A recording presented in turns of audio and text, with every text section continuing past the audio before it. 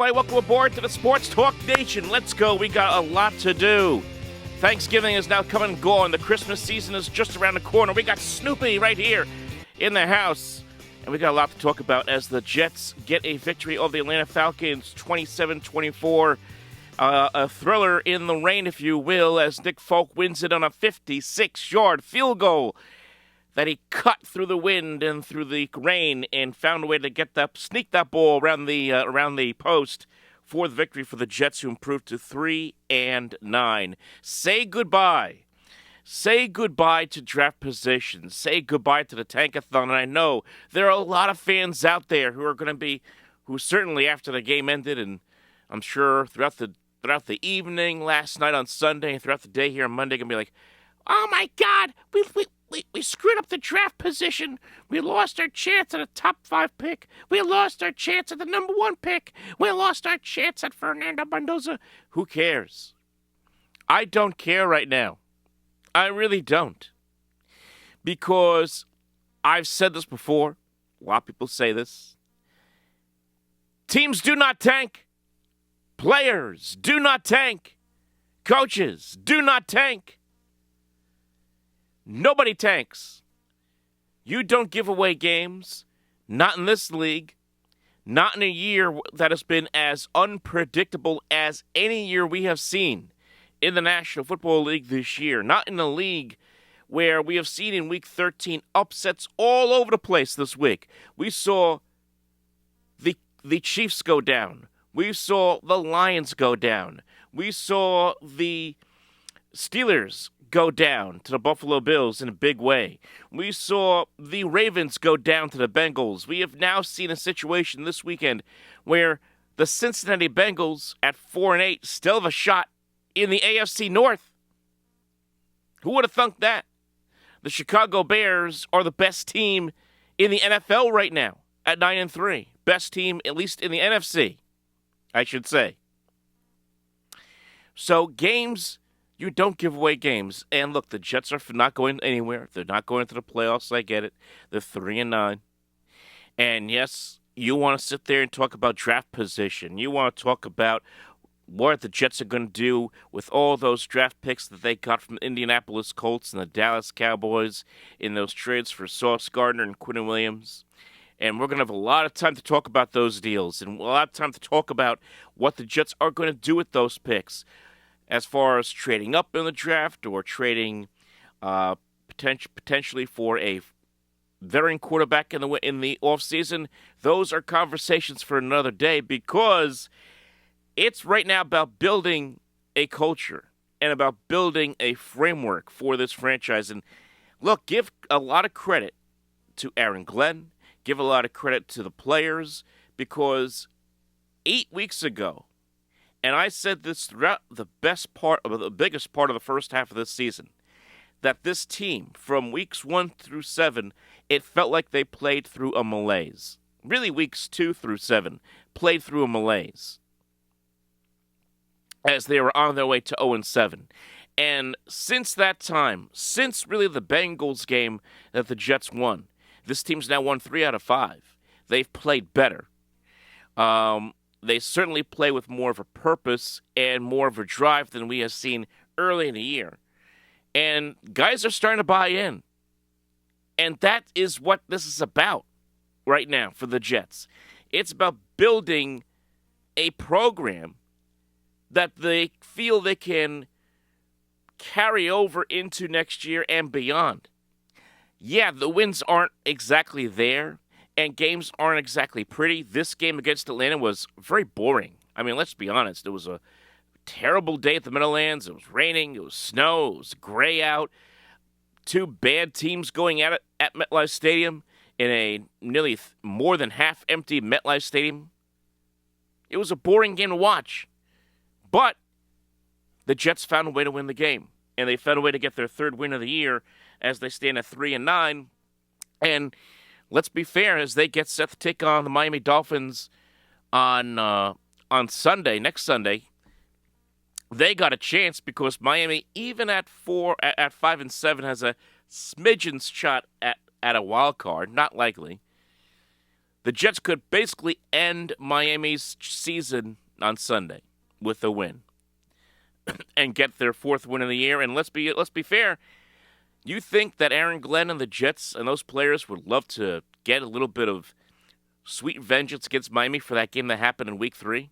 I think they kind of would like to do that. So for the Jets, I think for them it was a show me game against Atlanta. And really, special teams was the star. Let's just be honest. Special teams was the star in this game. It all started off with that fumble recovery by Quentin Stiggers that helped set up the Jets' first touchdown. That was on the muff punt by Atlanta. Muff punt recovery, or punt return anyway, by Atlanta. Sets up the Jets' first touchdown. They take a 7-0 lead. And then when the Jets are down 17-14, you have Isaiah Williams in the third quarter bringing it back 83 yards to help set the Jets up with a field goal that ties the game up at 17. And then, of course, Nick Folk, after missing a 55-yarder, his first miss of the year, changes his angle and is able to cut the ball through the wind and the rain for the game-winning field goal as the Jets come away with this victory. So, special teams, huge in this game for the Jets. And really, special teams has been getting better and more impressive every single week. And it's really been the best part of this team for pretty much the entire season, especially when you consider the year that Nick Folk has had. He's been great, even at now at 41 years old. McNamara has been a solid rookie punter this year for the Jets. They have had a good year in special teams, that unit. But more importantly is this: the Jets are getting competency out of the quarterback position. Justin Fields wasn't going to get it done, and he didn't get it done all this year, as we all know. Tyrod Taylor doesn't excite you. Tyrod Taylor doesn't excite me, but he's efficient, and he gets the job done. And he is able to allow players, young players, like what the Jets have right now at wide receiver, to showcase themselves for this coaching staff so they're able to make decisions, and even for the front office and Darren Muji, so they can make decisions when this season is over. Adonai Mitchell, wasn't that long ago, a couple weeks ago, where he had that horrible game against New England, had the, couple of big drops, and we all roasted him. He has really stepped up the last couple of weeks against the Ravens and against the Falcons. 8 catches, 102 yards and a touchdown, catching a bomb by Tyrod Taylor, then falling backwards into the end zone. He's had a great game, Adonai Mitchell. And also, Mason Taylor, a couple of big catches, also very big in the running game, also very big in the blocking game. And John Michie III, second straight game where Michie has had an impressive outing at wide receiver this week, 4 catches, 19 yards. So the Jets have 3 young players here, in Mitchell, in Michie, and in Taylor, who, with Tyrod Taylor under center at quarterback, have been able to show that they can be contributors to this team and maybe be part of a solution moving forward towards 2026. Of course, Breece Hall, another big day. Not maybe necessarily in total yards, but still 68 yards, grinded it out, had a touchdown in this game. And really, overall, a solid performance offensively by the Jets in this game. They were competent. There were no major stupid penalties, no major turnovers that flipped the game on its head. It was very standard, solid performance offensively. Defense left a lot to be desired at times. Obviously, you're going up against a great running back in B.J. Robinson. He's going to get his. And he got his and more, 142 yards for the Falcons in this game. Not totally surprising. Tyler Aguilar had maybe more of an impact than I think the Jets would have liked to have had with the Falcons, as he had a rushing touchdown. Also killed the Jets in the passing game with 35 yards on 2 catches. And Kirk Cousins was, I would say, somewhat efficient. 233 yards passing for Atlanta. Really nothing surprising from him. The Jets did sack him a couple of times, including a big sack by Tony Adams late in the game. But it was, a standard performance from Kirk Cousins. I thought the defense could have played better.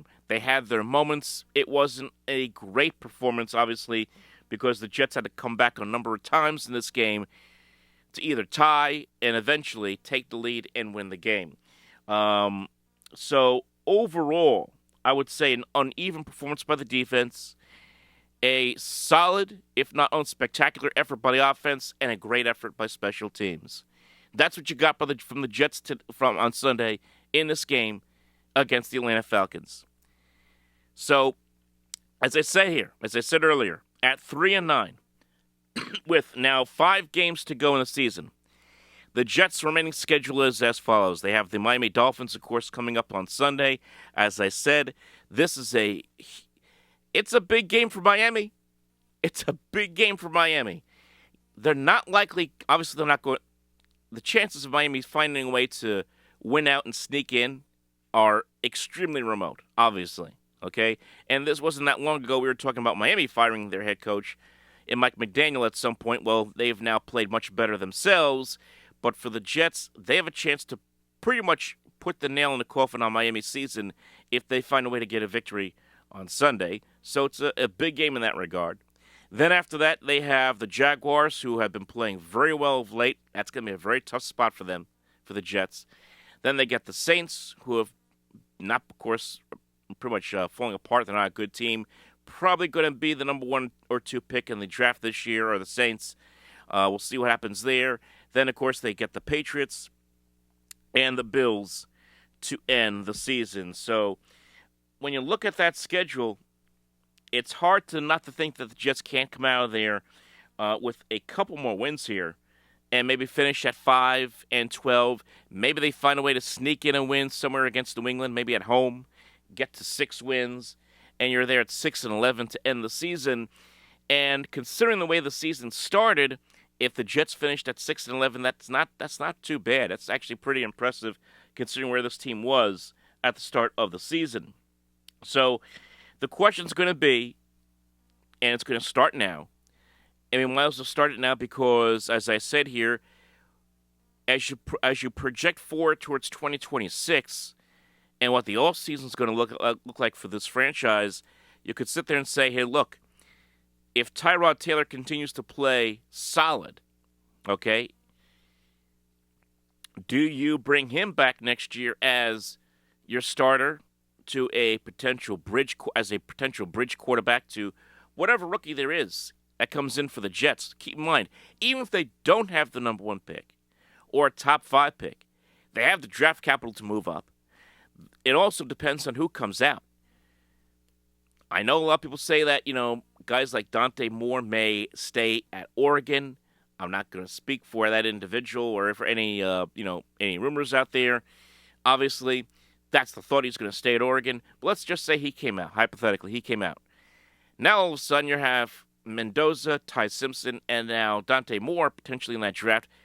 You telling me that if the Jets, don't get a Mendoza, they can't get one of those other 2 guys? Of course they can't. If they feel that one of those guys is going to be a potential fit as a franchise guy. Or they could just decide to punt on drafting a quarterback, probably the wisest decision, and go after a veteran player in free agency or via the trade. Again, they have the draft capital to do it. So you could sit there and worry about tank-a-thons all you want. It doesn't matter anymore.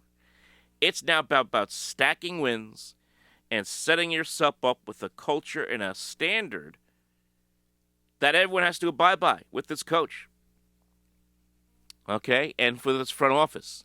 That's what this is about now for the rest of the season, and that's what it's been about since they won that first game against the Bengals just 5 weeks ago. So I think things have changed a little bit here for the Jets. It's nice to see that they played well. Again, these aren't pretty games. These are not games that you go, wow, this is amazing. No, but it's something that they can stack together and build off of. And as I said, the NFL right now this year, especially this year and especially of late, just continues to get more and more unpredictable. The playoff races are getting intense. As we sit here now, just looking at, let's just say, the NFC. I mean, I can't tell you how many times we've gone from thinking the Eagles were the top team, or maybe the Bucs were the top team, or the Rams were the top team. Now it's the Chicago Bears as the top team in the NFC, as they sit there at 9-3. Heck, maybe it's Seattle, who's also 9-3. Right now, they're in second place in the NFC West. It's wide open in the NFC. It's wide open in the AFC, as Denver trying to lock down. Looks like they're trying to lock down that game against Washington to get to 10-2. They're right there neck and neck with the Patriots for the top record in the AFC.